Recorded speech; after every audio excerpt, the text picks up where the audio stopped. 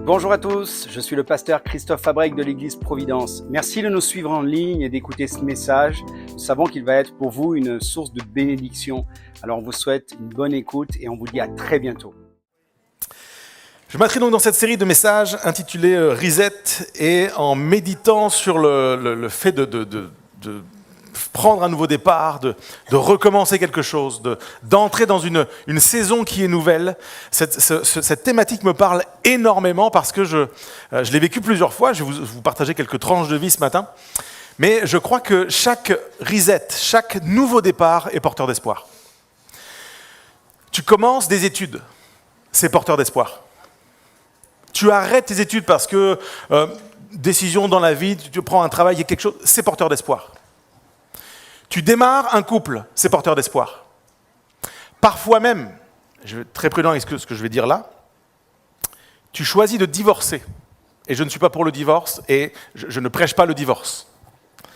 Mais même ça, la décision que tu prends est porteuse d'espoir. Tu achètes une maison, tu prends un appartement quelque part, c'est porteur d'espoir. Tu déménages. Tu arrives dans cette région, c'est porteur d'espoir. Plusieurs, vous vivez l'expérience en ce moment. Dites, c'est porteur d'espoir. Nouvelle saison, nouveau départ, c'est porteur d'espoir. Et je crois qu'il ne faut pas être chrétien pour vivre un nouveau départ. C'est pas le fait d'être chrétien, d'avoir la foi, qui permet de prendre un nouveau départ. Il y a plein de gens, vous décidez de prendre un nouveau départ, vous n'êtes pas forcément chrétien, tu as des gens autour de toi, ils prennent un nouveau départ, ils changent tout, ils plaquent leur carrière, leurs femmes, leurs enfants, démarrent, nouveau départ. Porteur d'espoir, nouveau départ. Et une fois qu'on a fait les premiers kilomètres, la réalité revient. Et la question, c'est qu'il ne faut pas prendre un nouveau départ pour prendre un nouveau départ simplement. Il faut prendre un départ sur une parole de Dieu. Il faut prendre un départ sur une orientation de Dieu. Il faut prendre un départ parce que le Saint-Esprit est venu inspirer quelque chose et je choisis de soumettre ma vie à une direction qui me permet de prendre un bon nouveau départ. Je vais vous éviter le parallèle entre le bon chasseur et le mauvais chasseur, le bon départ et le mauvais départ. On ne va pas faire ça.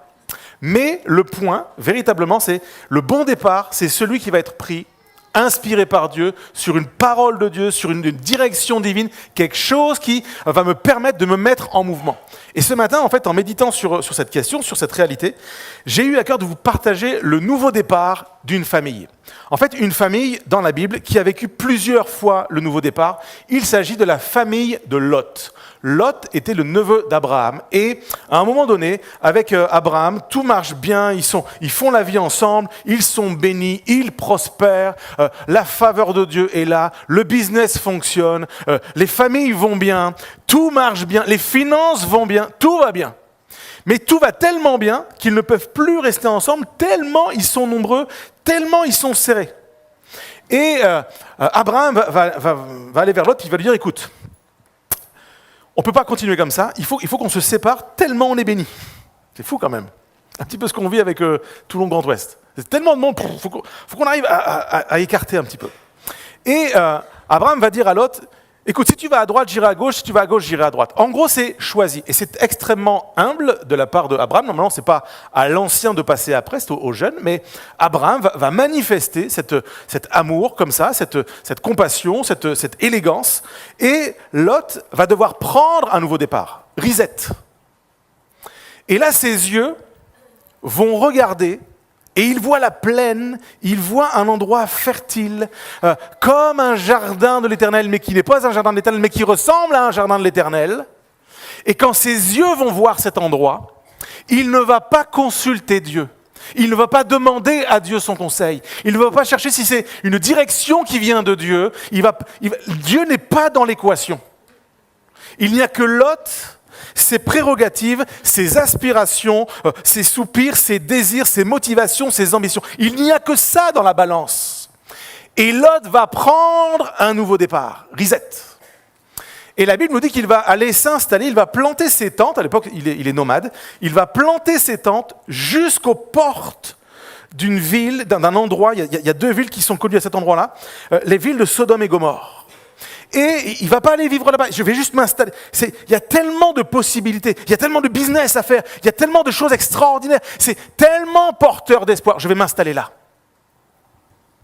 Et Lot va prendre ce nouveau départ, même si il connaît la réputation des villes de Sodome et Gomorrhe. La Bible nous dit, quand on parle des villes de Sodome et Gomorrhe, ces villes sont connues pour l'état de corruption dans lequel elles se trouvent. Corruption dans le domaine moral, c'est la prostitution, c'est l'impudicité, c'est l'immoralité sous toutes ses formes. Et corruption au sens de violence, injustice, les grands qui abusent des petits, les riches qui abusent des pauvres, etc. etc. C'est un monde, un microcosme où Dieu n'est pas glorifié, où on ne cherche pas Dieu, on ignore complètement les principes divins, c'est « je suis mon propre Dieu et tout le temps que je peux écraser les gens, j'écrase les gens ». Ça, c'est la mentalité de Sodome et Gomorrhe. Et pourquoi je vous partage ces choses? Parce que même si je ne m'appelle pas Lot, même si je n'ai pas des troupeaux, si je ne suis pas nomade et que je ne suis pas installé à Sodome et Gomorrhe, et vous non plus, nous vivons dans une génération Sodome et Gomorrhe. Nous vivons dans une génération où la violence, l'immoralité, la corruption, l'absence des valeurs de Dieu, c'est une réalité, c'est tangible, c'est extrêmement manifeste. On peut se retrouver, entre guillemets, dans une histoire comme celle de Lot. Et la tentation pour nous, à l'heure de prendre un nouveau départ, à l'heure de dire « Allez, c'est la rentrée, septembre, je vais commencer quelque chose, j'envisage des projets, je fais des projets, je veux redémarrer mon entreprise, mon couple, ma famille, mon travail, mes études. Je vais prendre un nouveau départ. » Sur quoi tu appuies ce nouveau départ? Sur ce que tes yeux voient ou sur une parole de Dieu? Ma prière ce matin dans ce message, c'est que toutes les personnes ce matin, dans ce lieu, en ligne, qui vont voir ce message en replay, nous puissions dire, en ce temps de rentrée de septembre, les choses qui redémarrent, la rentrée scolaire, etc., je veux utiliser ce temps pour dire, Seigneur, si je dois prendre un nouveau départ, si je dois prendre un nouveau départ, si quelque chose doit faire reset dans ma vie, montre-le-moi. Je suis à peu près certain que tout le monde doit prendre des nouveaux départs dans certains domaines. Un nouveau départ, ce n'est pas forcément un déménagement. Mais un nouveau départ, c'est, il y a quelque chose qui ne marche pas, il y a quelque chose qui ne marche plus, il y a une saison qui se termine. Seigneur, où est-ce que tu m'attends? Qu'est-ce que tu attends pour ma vie? Qu'est-ce que tu veux? Et pas juste me laisser embarquer parce que mes yeux voient, par les possibilités, même si elles se trouvent à Sodome et Gomorrhe. Genèse 13, verset 13 nous dit « Les gens de Sodome étaient méchants et de grands pécheurs devant l'Éternel. » Et il y avait ça en perspective. Il y avait la bénédiction, la fertilité, les grandes possibilités, la grande ville. Ça, c'est ce que Lot voyait avec sa famille. Et il y avait également la réalité que les gens de Sodome étaient méchants et de grands pécheurs sur la terre. Et Lot va choisir d'aller s'installer là-bas quand même. Il va s'y installer, et vous savez quoi? Ça va marcher. Il prospère. Au début, il est juste installé jusqu'aux portes de la ville. Et puis, l'histoire va avancer, on va découvrir qu'à un moment, il habite dans la ville. Et même, il siège aux portes de la ville. Donc, il fait partie des notables, des responsables, des gens, en tout cas, en vue dans la ville. Son nom est connu. OK? Donc, il a percé. Il est liké. On le reconnaît dans la ville. Donc, tu peux avoir, il y a des followers, tu vois sa vie, à un moment où tu fais la photo, tu dis mais pasteur, il a bien fait. Ça marche. Il a pris un nouveau départ. Ok, Dieu n'était pas dans l'affaire, mais ses affaires fonctionnent. Sauf que ça ne change pas que tes affaires peuvent fonctionner à Sodome et Gomorrhe. Si c'est Sodome et Gomorrhe, c'est Sodome et Gomorrhe. Ok. Et en fait, la Bible nous dit que Dieu va voir tout ça du ciel. Il va voir toute la méchanceté, toute la perversion. Et à un moment, Dieu dit stop. Et il y a des moments où tu te dis mais pourquoi là, pas avant, pas après? Dieu est souverain. C'est un principe. Dieu peut permettre des choses, peut laisser filer des choses comme ça, mais à un moment, Dieu dit stop. Et Dieu va dire stop. Et son projet, il va le communiquer, l'info va arriver jusqu'à Abraham, qui lui est plus dans l'histoire à ce moment-là. Lui, il écrit son chapitre ailleurs. Et Dieu va prévenir Abraham et lui dire, voilà, je vais pas te cacher le plan, je vais détruire Sodome et Gomorrhe. Et pour Abraham, wow, Lot, la famille de Lot. Et donc Abraham va plaider de toutes ses forces, il va parler avec Dieu à cause de ton nom, à cause de qui tu es. S'il y a des justes dans la ville, tu ne peux pas détruire la ville. On peut pas retenir que notre Dieu qui est juste, qui est saint, qui est puissant, détruise des gens qui sont justes. Il va plaider comme ça. Et Dieu va se laisser, entre guillemets, je mets des grosses guillemets, gagner par la plaidoirie d'Abraham. Et il va dire, ok, je vais envoyer des anges, je vais envoyer des messagers dans cette ville. Je vais envoyer du monde. Et je vais épargner ceux qui sont justes. Et donc, Abraham, heureux de ça, les messagers vont aller vers Lot, parce que Lot n'était pas supposé être là. Tu n'étais pas supposé vivre ces choses. Tu étais supposé porter autre chose, vivre autre chose, mais tu es là. Et je crois qu'il y a des fois dans nos vies, on n'était pas supposé le faire, on n'était pas supposé le vivre, on n'était pas supposé se retrouver là, puis on est là. Et Dieu est bon, parce que Dieu envoie toujours, même quand on est à côté de nos pompes, même quand on a fait des mauvais choix, Dieu envoie toujours sa parole. Quelqu'un, un messager, je ne suis pas un ange, mais un prédicateur, quelqu'un pour te dire, il faut que tu quittes cet endroit. Il faut que tu quittes ça. Et c'est ce qui va se passer. Et je lis maintenant le texte. On le trouve dans le livre de la Genèse au chapitre 19. Et je lis les versets 15 à 26. Les anges arrivent dans la ville pour adresser ce message et faire sortir Lot et sa famille de cet endroit et vivre un nouveau départ. Dès l'aube du jour, les anges insistèrent auprès de Lot en disant « Lève-toi, prends ta femme et tes 2 filles qui se trouvent ici, de peur que tu ne périsses dans la ruine de la ville. » Et comme il tardait, les hommes le saisirent par la main, lui, sa femme et ses 2 filles, car l'Éternel voulait l'épargner. Quelle beauté dans ce texte de savoir que même quand on est à côté de nos pompes, on a fait des mauvais choix, Dieu veut encore nous épargner. Moi, juste pour ça, alors j'élève les mains. Seigneur, c'est extraordinaire. Ils l'emmenèrent, le saisirent hors de la ville. Après les avoir fait sortir, l'un d'eux dit « Sauve-toi pour ta vie. Ne regarde pas derrière toi et ne t'arrête pas dans toute la plaine. Sauve-toi vers la montagne de peur que tu ne périsses. » L'autre leur dit « Oh non, Seigneur, voici j'ai trouvé grâce à tes yeux et tu as montré la grandeur de ta miséricorde à mon égard en me conservant la vie, mais je ne puis me sauver à la montagne avant que le désastre m'atteigne et je périrai. Voici, cette ville est assez proche pour que je m'y réfugie et elle est petite. Oh, que je puisse m'y sauver, n'est-elle pas petite et que mon âme vive ?» Et il lui dit « Voici, je t'accorde encore cette grâce et je ne détruirai pas la ville dont tu parles. Hâte-toi de t'y réfugier, car je ne puis rien faire jusqu'à ce que tu y sois arrivé. » C'est pour cela qu'on en a donné à cette ville le nom de Tsoar. Tsoar signifie petitesse. Le soleil se levait sur la terre lorsque Lot entra dans Tsoar. Alors l'Éternel fit pleuvoir du ciel sur Sodome et sur Gomorrhe du soufre et du feu de par l'Éternel. Il détruisit ces villes, toute la plaine, tous les habitants des villes et les plantes de la terre. La femme de Lot regarda en arrière. Et elle devint une statue de sel. La femme de Lot regarda en arrière et elle devint une statue de sel. Le message que j'ai pour nous ce matin, c'est ne te retourne pas. Si tu as pris un départ sur une parole qui vient de l'Éternel, ne te retourne pas. Et on va essayer de comprendre dans ce texte, il y a 3 conseils, 3 choses extrêmement pratiques pour nos vies à nous ce matin, que j'espère vous allez vous saisir, on va s'en saisir ensemble, pour ne pas finir en statue de sel. Le projet n'est pas la pâte à sel ce matin. Le projet n'est pas que tu figes, que tu t'arrêtes dans la vie, dans les projets, dans l'avenir et l'espérance que Dieu a pour toi. Le projet de Dieu n'est pas la statue de sel, mais pour ça, ne te retourne pas. Et saisissons les conseils. Le premier, prends la parole de Dieu au sérieux pour prendre un bon départ. La parole était très claire. Sauve-toi pour ta vie. C'est pas sauve-toi pour me faire plaisir. Sauve-toi pour ta vie. Ne regarde pas derrière toi. Les consignes sont données. Sauve-toi pour ta vie et ne regarde pas. Tu ne peux pas dire que tu n'es pas au courant. Ce matin, Dieu te dit, tu es au courant. Sauve-toi pour ta vie, ne regarde pas en arrière et ne t'arrête pas dans toute la plaine. C'est-à-dire que même tu es fatigué, c'est long, tu as marché de nuit, c'est compliqué, je ne sais pas trop où je vais. Ne t'arrête pas. J'ai plus envie de courir, marche. J'ai plus envie de marcher, rampe. Mais avance. Avance. Sauve-toi vers la montagne, de peur que tu ne périsses. Vous savez pourquoi on ne vit pas ça ? Parce que dans nos paroles, on exagère tout le temps. Et donc on pense que Dieu exagère dans ses paroles. savez, on a des phrases, des fois. Hein.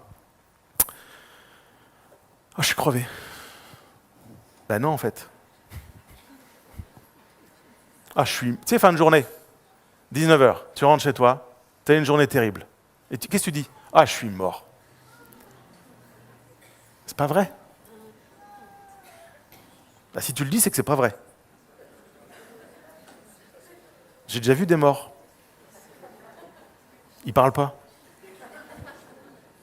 S'ils parlent, c'est qu'ils sont pas morts. Mais on exagère tout le temps. On dit des phrases et on exagère tout le temps.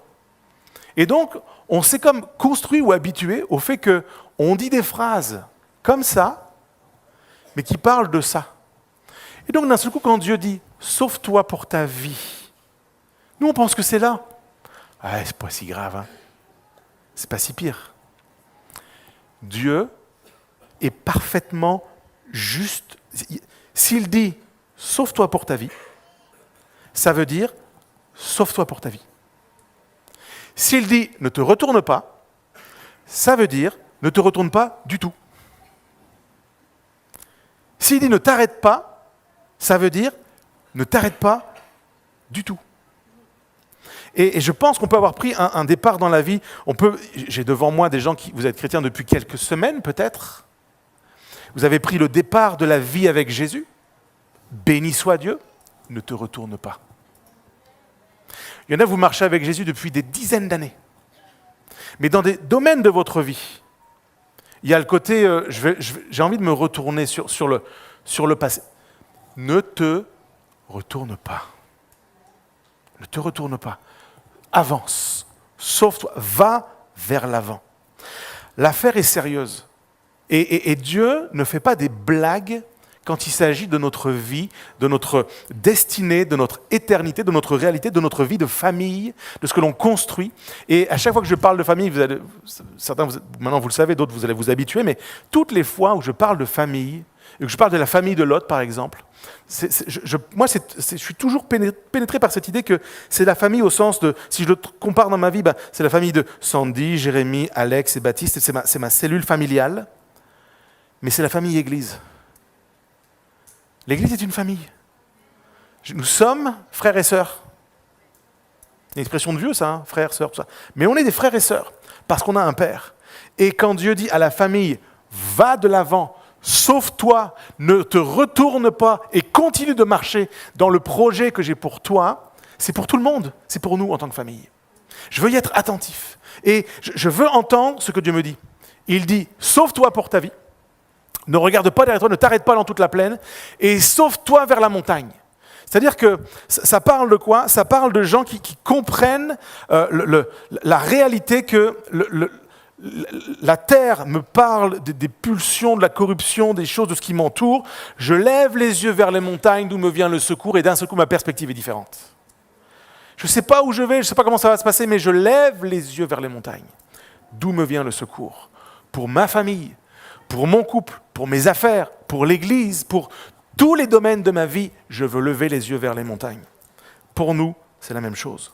Nous sommes appelés, pas seulement à connaître toutes ces réalités, mais à les vivre. Et pour ça, Jésus a dit ceci dans l'évangile de Matthieu, chapitre 7, verset 13, « Entrez par la porte étroite, car large est la porte spacieuse, le chemin qui mène à la perdition, et il y en a beaucoup qui rentrent par là.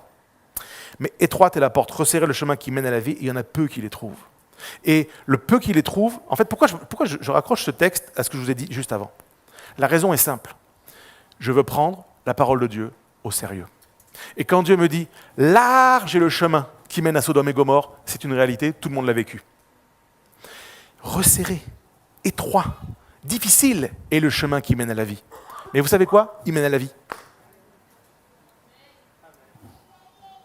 Si tu as le choix, tu prends la vie ou tu prends la mort? Tu prends la vie? Eh bien, bonne nouvelle, tu as le choix. Et je veux prendre le chemin qui mène à la vie. Sauve-toi pour ta vie. Jésus, c'est le chemin, la vérité et la vie. Sa parole, c'est la vie. Son projet, c'est la vie. Son désir, c'est de sauver ta vie de ce qui pourrait éteindre ta vie, de tout ce qui va venir la complexifier, de tout ce qui va venir l'éteindre, éteindre ta foi, descendre la joie de te savoir aimer, de pouvoir servir, contribuer à cette vie, de ne pas vivre pour toi, mais pour les autres. Dieu veut tout ce qui freine ça, pouf, vole en éclats. Pourquoi ? Parce que c'est le chemin qui mène à la vie. Parce que ça parle de son œuvre, ça parle de sa vie en nous, ça parle de sa vie à travers nous, de ce qu'on peut faire par lui et pour lui.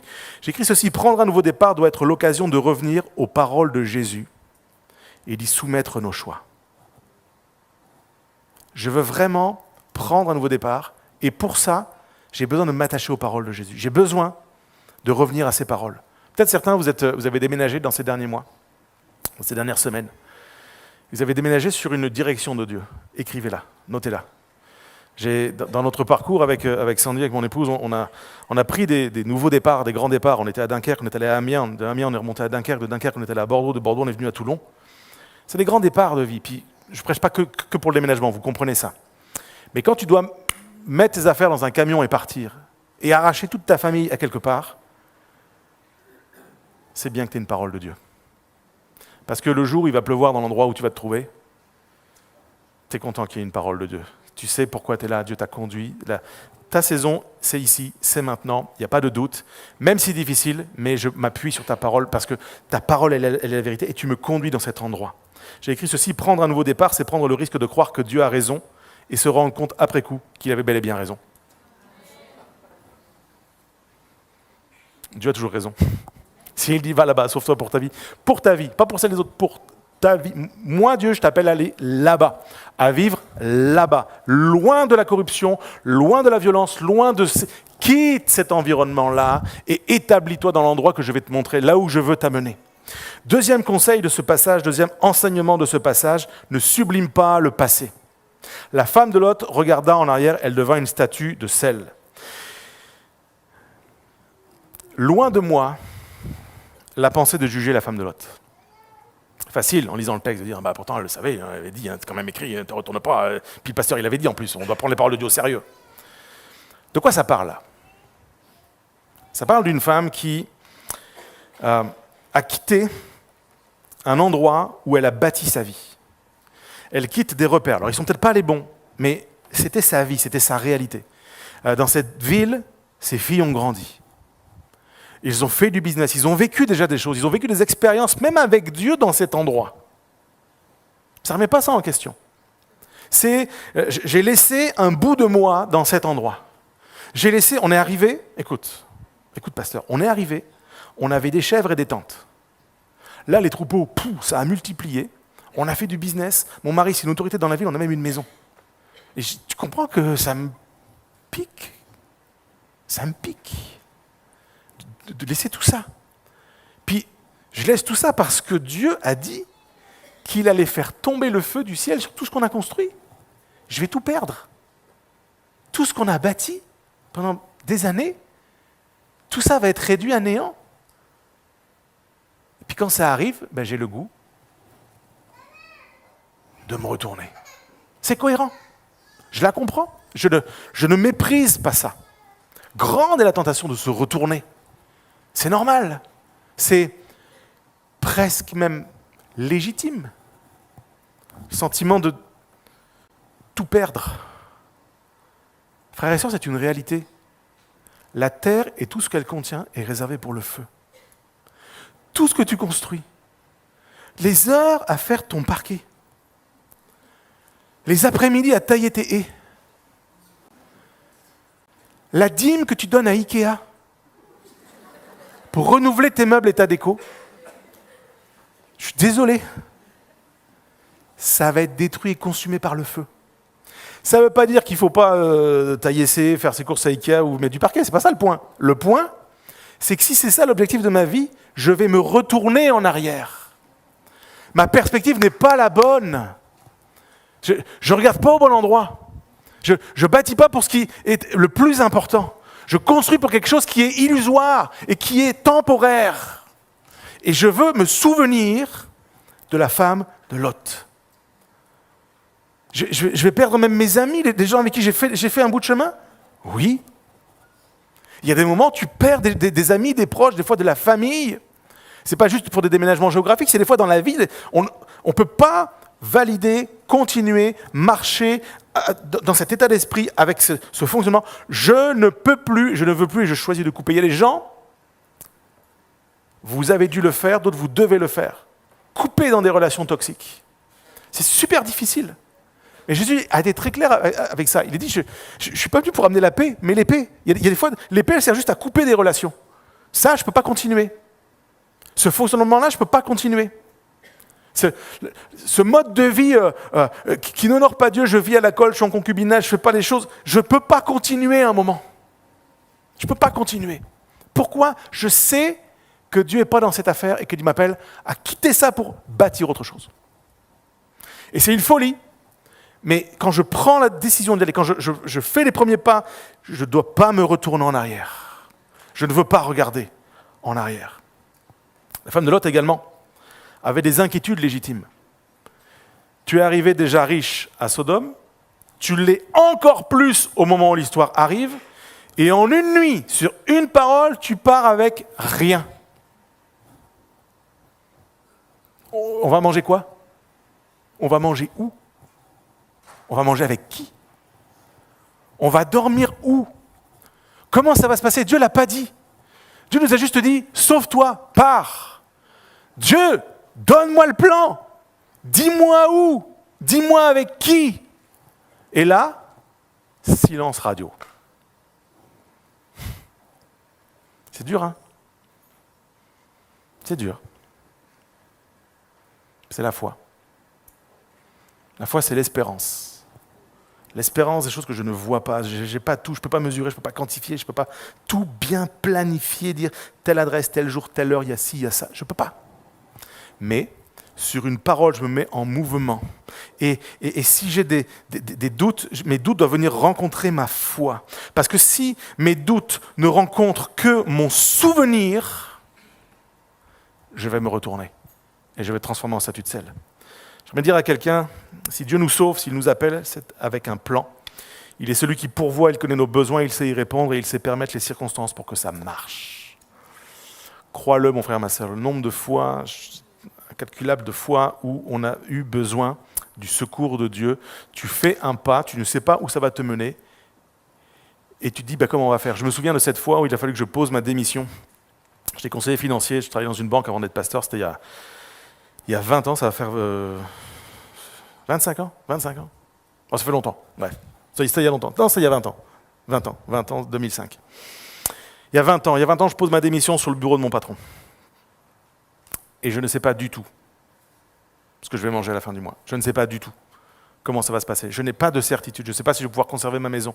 Je ne sais pas si un jour je vais pouvoir repartir en vacances. J'avais des avantages, échecs, vacances, déjeuner, j'avais toutes sortes d'avantages, arbre de Noël pour les gamins, plan de carrière, tout bien ficelé, compte épargne professionnel magnifique, plan d'épargne retraite, fou. Tu quittes tout parce que Dieu t'appelle, tu ne le fais pas parce que tu as envie, ça tu ne fais pas parce que tu as envie, tu le fais parce qu'il y a un appel de Dieu, tu fais une direction de Dieu, reset, nouveau départ. Ouais, nouveau départ, mais à la fin du mois, on fait comment ? Nouveau départ, mais est-ce qu'on peut continuer de vivre ? Comment est-ce que l'on va faire ? Ne te retourne pas. Quand je suis sorti du bureau, je vous le dis, j'ai pensé à la femme de Lot. Quand je suis sorti du bureau de mon patron, alors qu'il ne voulait pas, etc., il m'a mis une pression de dingue, mais quand je suis sorti du bureau, j'avais le goût de me retourner. J'ai peut-être changé d'avis finalement, il y a le préavis, c'est ça, on peut changer d'avis pendant le préavis. Non, ne te retourne pas. Ne te retourne pas, je suis monté dans ma voiture, je me souviens, j'ai eu plein de voitures, Golf, ma Golf bleu marine, je monte dedans, je claque la porte, j'avais l'impression de marcher sur l'eau. Et j'étais dans une voiture, mais je marchais sur l'eau. C'est-à-dire, comment ça va se faire ? T'inquiète pas, je t'appelle, je te sauve, ça va marcher. Attache-toi à ça, mon frère, ma sœur. Tu pars avec une parole de Dieu, tu marches avec Dieu, tu fais confiance à Dieu, tu obéis à la parole de Dieu, tu peux t'attendre à ce que ça marche. Ne te retourne pas. Si tu as des doutes, lis, prends, flash ce que tu veux, prie là-dessus. Matthieu 6, 31, ne vous inquiétez donc point et ne dites pas « Que mangerons-nous ? Que boirons-nous ? De quoi serons-nous vêtus ?» Car toutes ces choses sont les païens qui les recherchent. Ah, mais je suis un païen, j'ai faim, j'ai soif et je me demande comment on va faire après. Dieu sait qu'on a besoin de manger, de boire, dormir. Dieu sait, il nous a créés comme ça, il est au courant. Mais parce qu'il est au courant, je n'ai pas besoin de m'inquiéter de ces choses. Je n'ai pas besoin. Cherchez premièrement, par contre, le royaume de Dieu et la justice de Dieu. Et toutes ces choses vous seront données par-dessus. C'est la promesse de Dieu.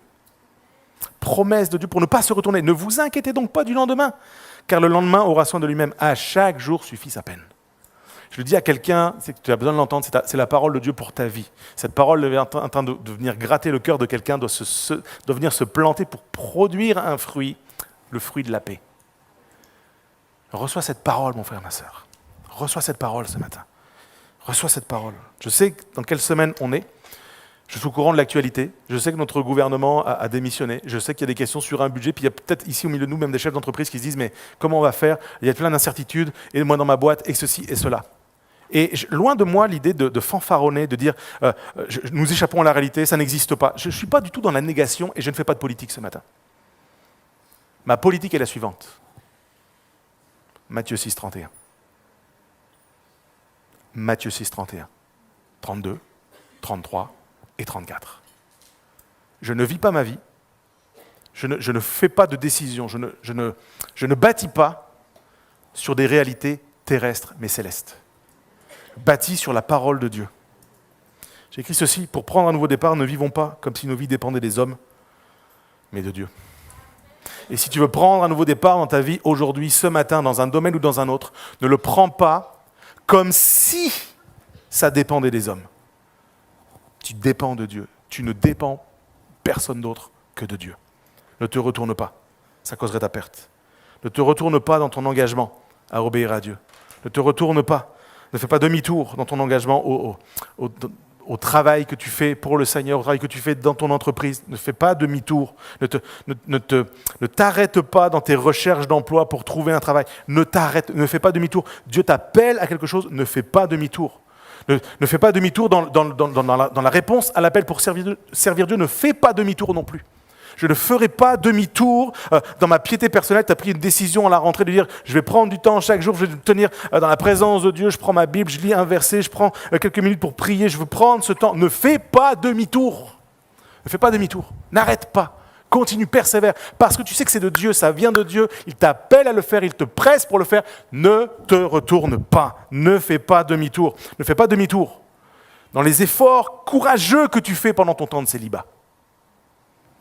Ah, pasteur, j'ai connu des hommes, des femmes avant et tout, ça me manque et tout, j'obéis au Seigneur, je fais le choix de me tenir pour lui, mais tu comprends, c'est compliqué, mon corps, mes envies, les opportunités. Ne te retourne pas. Ce que tu vis en ce moment, tu le sais pas, mais ça vaut la peine. Je suis un petit-fils d'agriculteur. Entre le moment où tu plantes, il pleut, c'est dur, il y a de la boue, tu vois rien. Puis dans quelques mois, tu récoltes, tu te nourris et tu nourris les autres.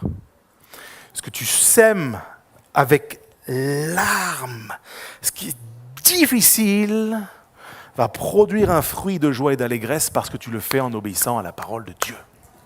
Ne te retourne pas, ne sabote pas le champ dans lequel tu plantes, n'abandonne pas. Tu as pris un nouveau départ, il est plein d'incertitudes, tu as plein de questions et puis pas de réponse. Dieu ne manquera pas le rendez-vous. Il ne manquera pas de pourvoir, il ne manquera pas de te bénir. Reste attaché.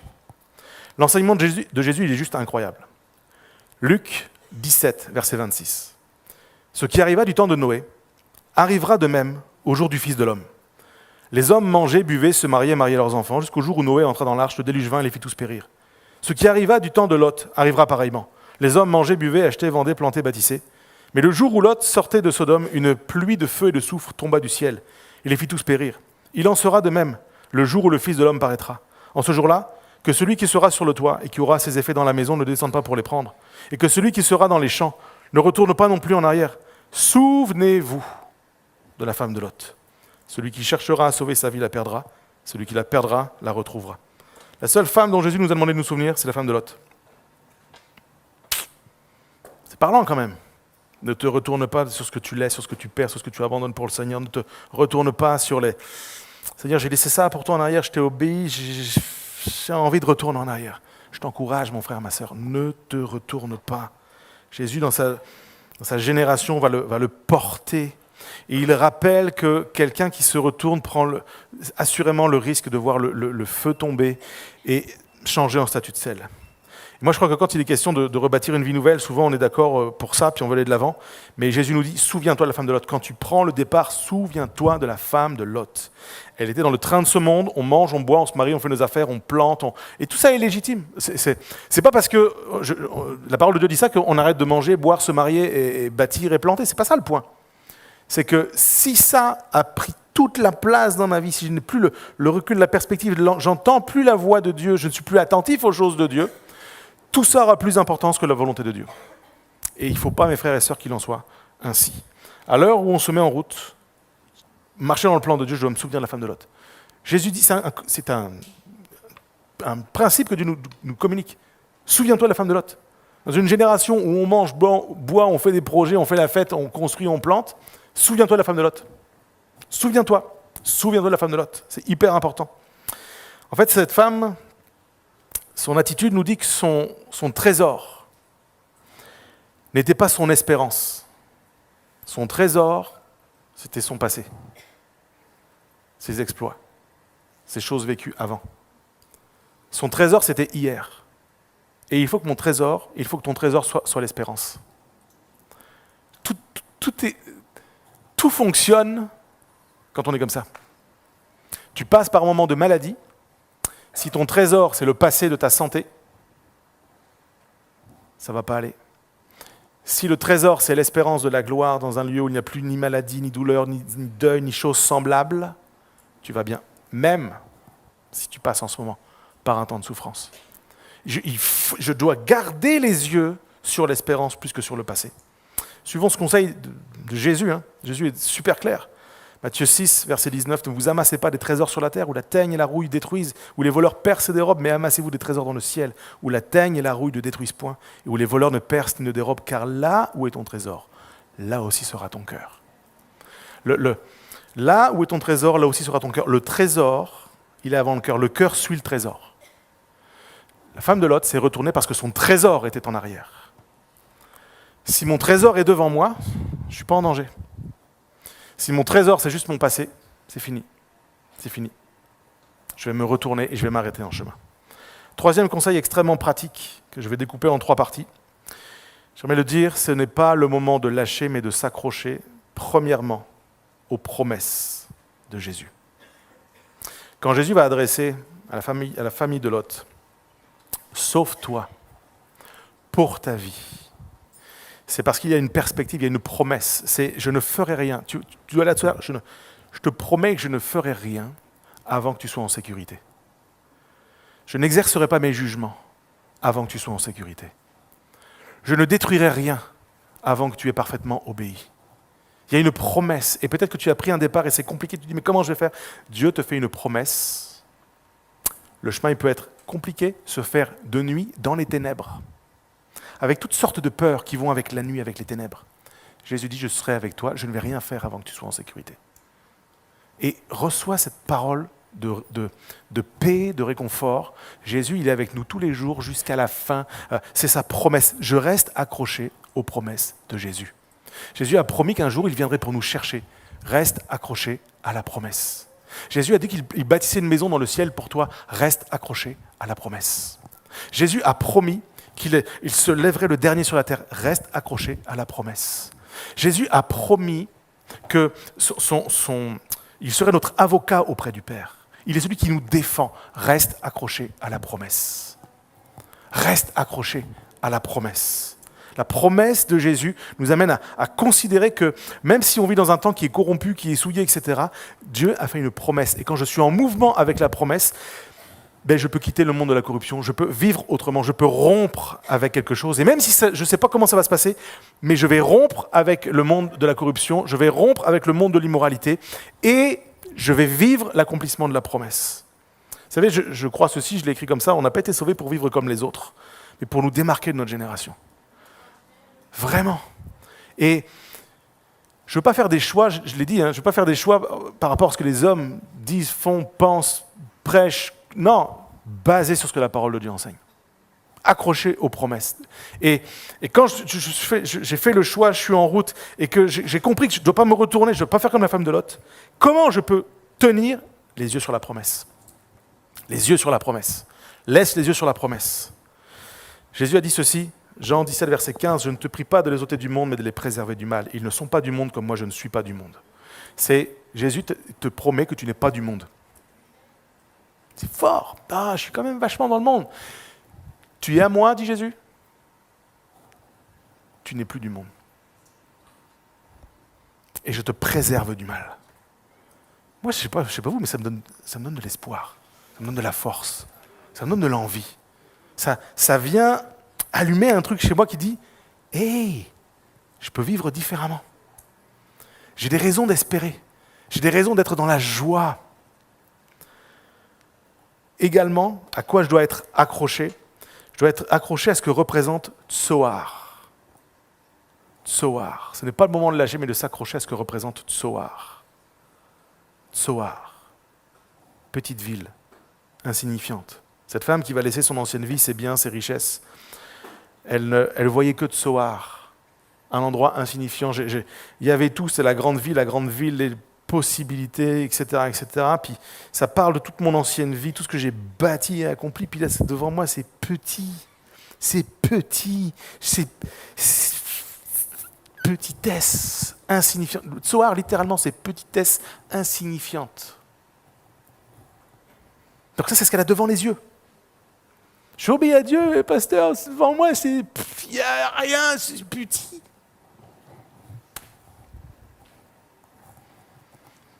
Lot le dit. C'est petit. C'est petit. C'est petit. Peut-être que ce que tu as devant toi, c'est petit. Peut-être que la perspective est petite. Peut-être que ça ne fait pas rêver. Beaucoup moins que Sodome.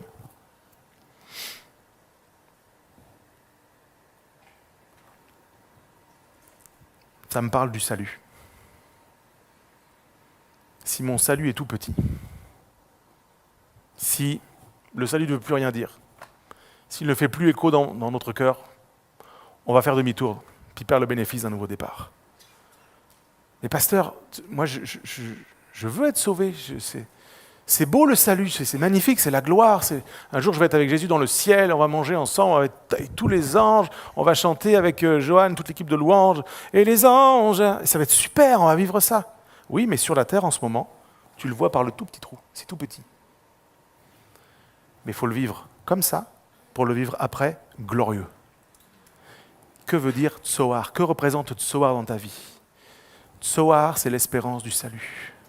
Et quand tu passes par un moment difficile, quand tu ne comprends pas pourquoi Dieu ne fait pas les choses, ne répond pas à tes prières, il t'a dit, tu t'es mis en mouvement, tu as fait tout ce qu'il faut, puis là c'est long, c'est lent, c'est compliqué. Je parlais avec une jeune femme cette semaine qui me disait, mais je ne comprends pas, je souffre dans mon corps, c'est pénible, c'est dur, je prie, j'ai la foi, Dieu ne répond pas, pourquoi Seigneur? Et je n'ai pas d'explication.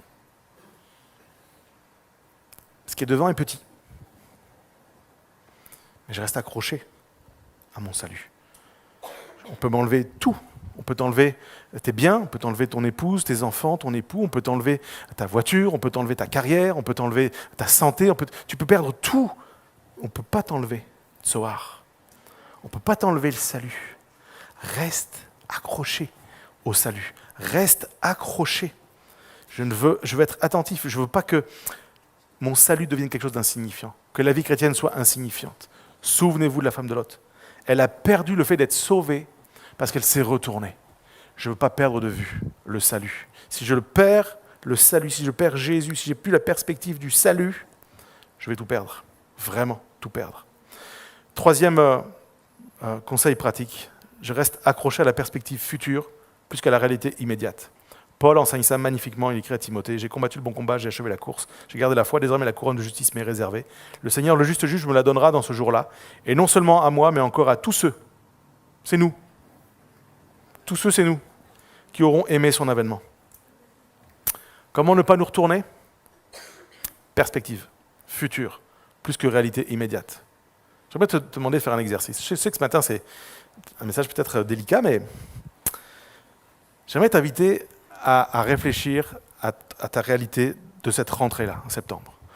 Il a plu hier, on n'a plus de gouvernement, les perspectives économiques sont peut-être compliquées, tu souffres peut-être dans ton corps, tu te poses des questions, c'est la rentrée, est-ce que j'ai fait le bon choix? Est-ce que je dois rester dans cet appartement? Est-ce que je dois quitter la ville? Est-ce que je dois arriver dans cette ville? Etc., etc. Vraiment.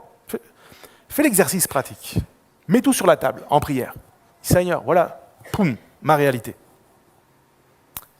Seigneur, ça c'est ma perspective immédiate.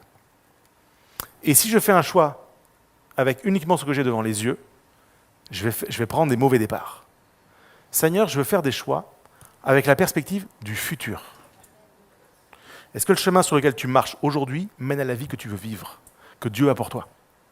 Si la réponse est oui, continue, ne te retourne pas. Si la réponse est non, prends le nouveau chemin, fais le nouveau départ. Prends le nouveau départ. Et pour ça, pour prendre le bon départ et tenir dans le temps, perspective future, plus que réalité immédiate. Je demande aux musiciens de revenir et je termine ce message avec Genèse 19, verset 23, verset magnifique. Le soleil se levait sur la terre lorsque Lot entra dans Tsoar. Dieu a choisi un moment spécifique pour mener à terme le projet. Lot va entrer dans cette petite ville insignifiante qui va être son salut, et il entre au moment où la lumière se fait. Ce qui veut dire que jusque-là, il est dans les ténèbres. Vous êtes d'accord avec ça? Est-ce que vous êtes d'accord avec moi pour dire que dans une pièce, quand tout est noir, tu ne peux pas diminuer les ténèbres. Tu ne peux qu'augmenter la lumière. Et c'est un principe naturel qui parle d'un principe spirituel. Quand tout est ténèbres dans ma vie, quand je ne sais pas comment me diriger, quand je peux faire tout ce que je veux, je ne peux pas diminuer les ténèbres. Je peux juste ramener de la lumière. Et ce qui a ramené de la lumière dans cette situation pour Lot, et ce qui ramène de la lumière dans nos vies à nous, c'est d'obéir à la parole de Dieu. Il a obéi à une parole qui venait de Dieu. Sauve-toi. Va là-bas. Je ferai rien tant que tu ne seras pas arrivé là-bas. Mais quand tu seras arrivé là-bas, je vais faire quelque chose.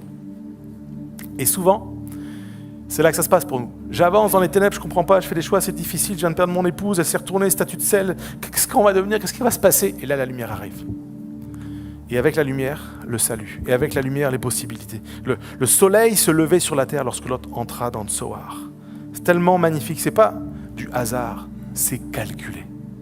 Dieu nous parle.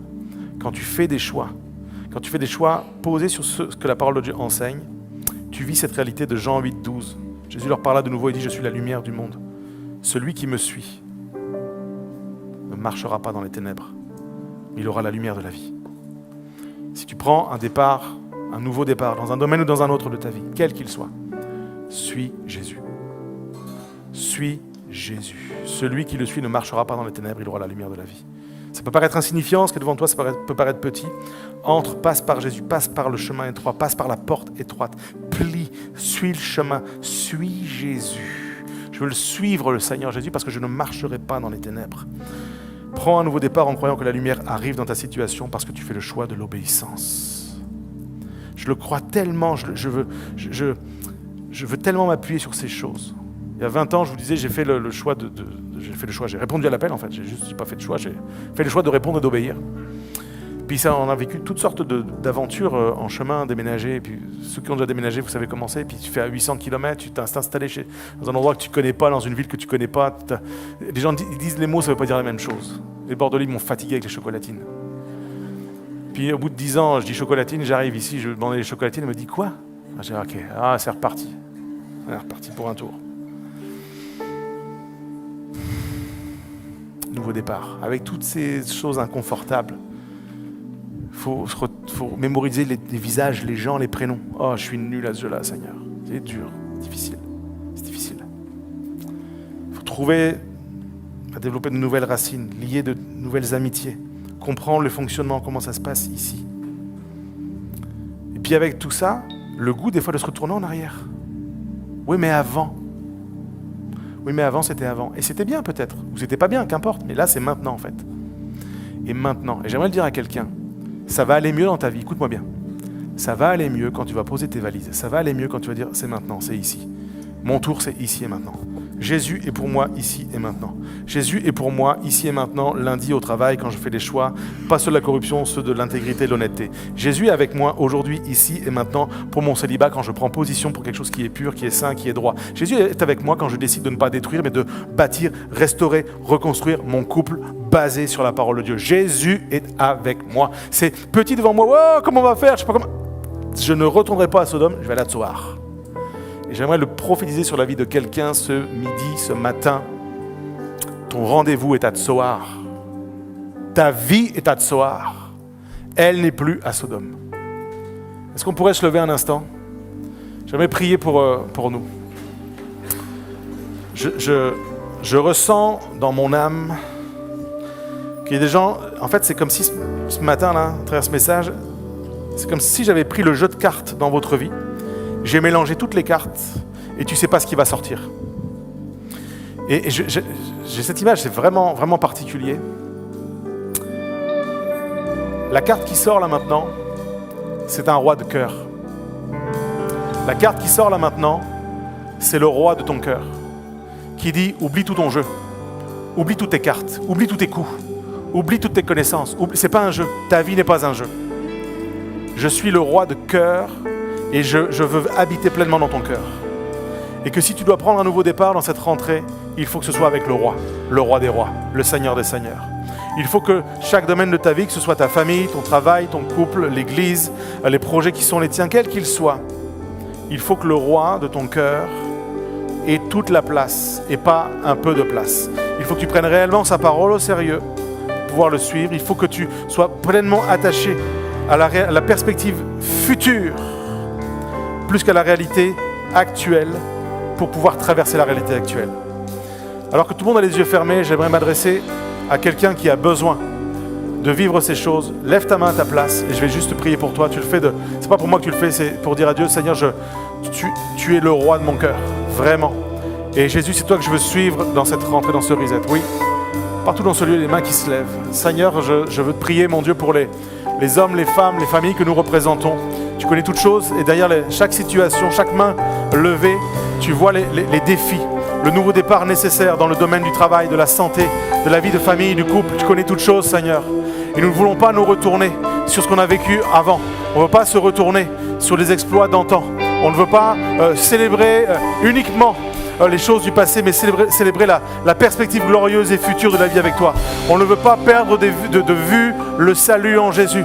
On veut que la perspective du salut soit notre trésor ultime plus que les choses du passé. Seigneur, merci parce que tu ne nous condamnes pas ce matin. Comme tu n'as pas détruit la famille de Lot au complet, qui a choisi le papa et les filles de marcher vers le salut.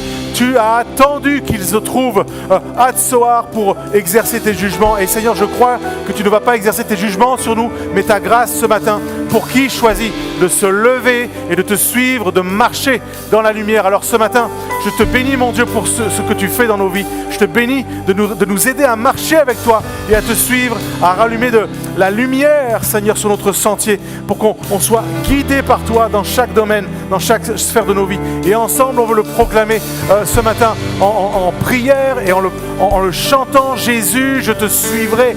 Jésus, c'est toi que je veux suivre parce que tu t'es offert pour moi. Alors moi, je veux te suivre par obéissance, croyant que tu vas me conduire dans le sentier, dans le chemin que tu as pour moi, dans cette rentrée, dans ce nouveau départ.